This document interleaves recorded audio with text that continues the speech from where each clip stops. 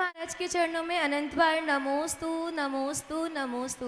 भगवान, जब हम प्रतिभा स्थली में रहते हैं तो हमारे मन व्रत लेने के होते हैं, अर्थात क्या करने की?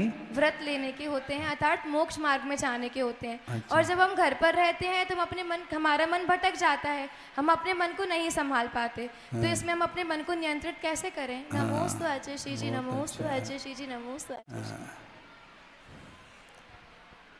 व्रत लेने के भाव जो आते हैं उसका कारण ये है कि जहाँ पर धार्मिक वातावरण हमेशा बना रहता है तो उसके कारण ही अपने भीतर धर्म के प्रति आस्था, श्रद्धा आदि जागृत होती है और उसको अपने जीवन में उतारने का भाव आता है।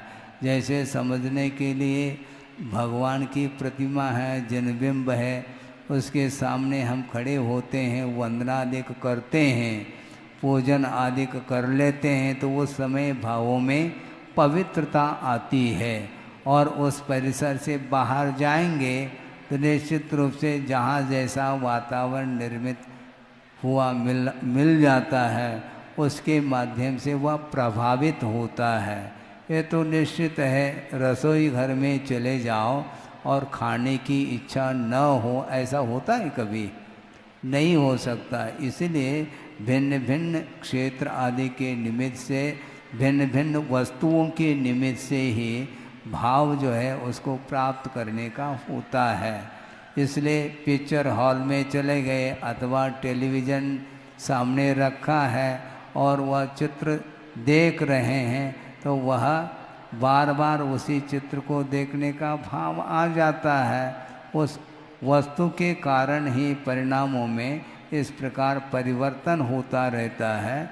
इसलिए इसमें स्वाभाविक ये विषय है कि जो मान लो आपके हाथ में एक बर्फ़ की डली है तो आप क्या महसूस करेंगे?